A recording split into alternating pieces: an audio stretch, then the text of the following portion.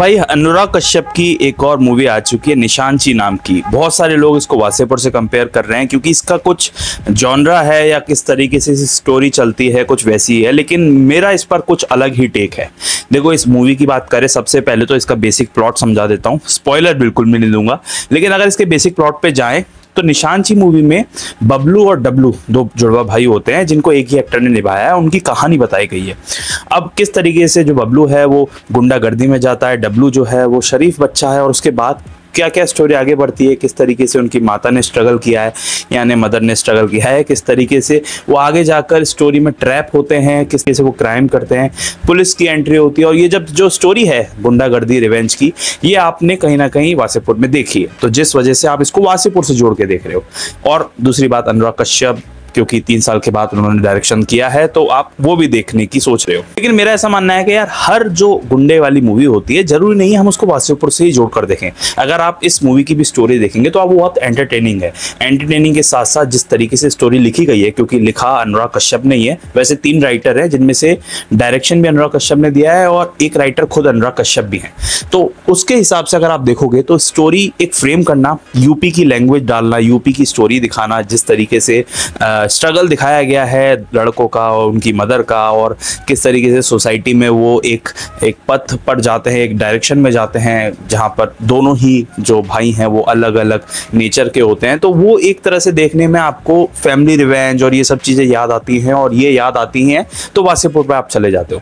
But मेरा ऐसा मानना है कि मूवी एक एंटरटेनिंग मूवी थी यार। ऐसा नहीं है कि ये वासेपुर की कॉपी करने की कोशिश की अनुराग कश्यप ने, लेकिन कहीं ना कहीं अनुराग कश्यप ने एक अलग सिनेमा, एक अपना ओरिजिनल जो जिसके लिए वो जाने जाते हैं, एक raw cinema, raw language, raw love story और एक रॉ यूपी की लैंग्वेज, और जिस तरीके से वो एक रॉ रखने में जाने जाते हैं मूवी को, उस तरीके से उन्होंने ये मूवी बनाई।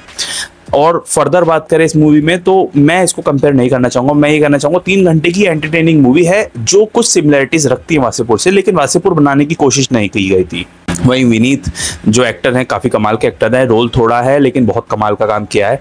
Bablu and W played by a single actor, उन्होंने भी बहुत कमाल का काम किया। और जिन 2 लोगों से मैं बहुत इम्प्रेस हुआ जिन्होंने अच्छा काम किया है वो Vedika Pinto and Monika. Vedika and Monika were absolutely brilliant in this movie. तो उनको देखने के बाद आप ऐसा सोचोगे कि यार इतना कमाल का कैरेक्टराइजेशन करना, वो देखने वाली बात है। वैसे तो ये एक लव स्टोरी के आसपास भी घूमती है मूवी, जिसमें दोनों ही अपने अपने एरिया के अंदर हैं, तो लेकिन उसके बाद भी एक लव स्टोरी के बीच में पुलिस का एंगल, लड़ाई का एंगल, गुंडागर्दी का एंगल ये भी डाला गया है। और मैं ये मानता हूँ कि अनुराग कश्यप की मूवीज कुछ ऐसी ही होती है, बट इसका मतलब ये नहीं कि हर मूवी को आप वासेपुर से लिंक करने चाहो।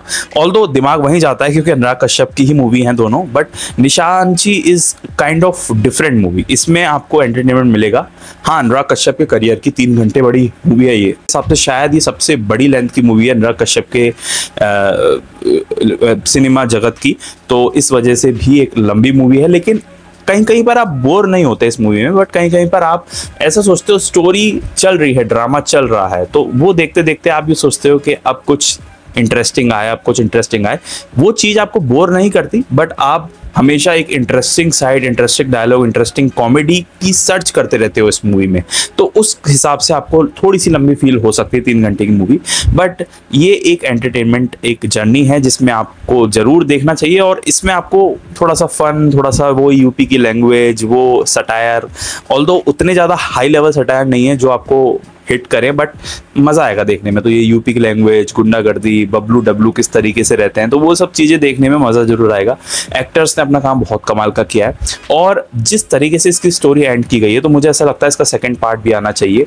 पोस्ट क्रेडिट सीन भी हैं, तो वो सब चीज़ें देखने के बाद ऐसा लगता है कि एक इसकी अलग सीरीज बनाई जा सकती है। बट निशानची एक एवरेज मूवी है, एक बढ़िया मूवी है जिसको देखना चाहिए। और वासेपुर से अगर आप कंपेयर करने जाओगे तो ऑब्वियसली आपको वासेपुर से नीचे ही लगेगी, बट अगर आप इसको स्टैंड अलोन मूवी देखना चाहो, वासेपुर से कंपेयर ना करो, और अनुराग कश्यप के सिनेमा से आप प्यार करते हो, तो ये मूवी जरूर देखना, क्योंकि एक्टर्स ने काम बहुत कमाल का किया है। स्टोरी भी बढ़िया है, एक जिसमें गुंडागर्दी है, गाली गलौज भी है, तो बच्चों के लिए तो नहीं है। वैसे तो इसको ए सर्टिफिकेट नहीं मिला, बट फिर भी मैं मानता हूँ कि बच्चों के लिए नहीं है। वैसे जो सेंसर बोर्ड था उन्होंने 12 कट लगाए थे इस मूवी में। अब वो 12 कट कौन से थे ये तो नहीं पता, फुल फ्लैज जब इसका वर्जन रिलीज होगा तो जब जाकर जब मालूम पड़ेगा।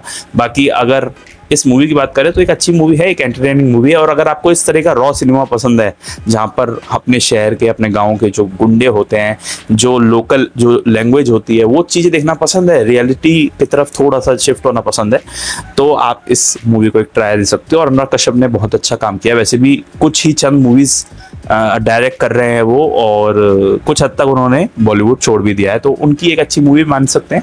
देखना, कंपेयर मत करना, अगर कंपेयर करोगे तो जरूर वासेपुर से एक लेवल कम ही दिखेगी।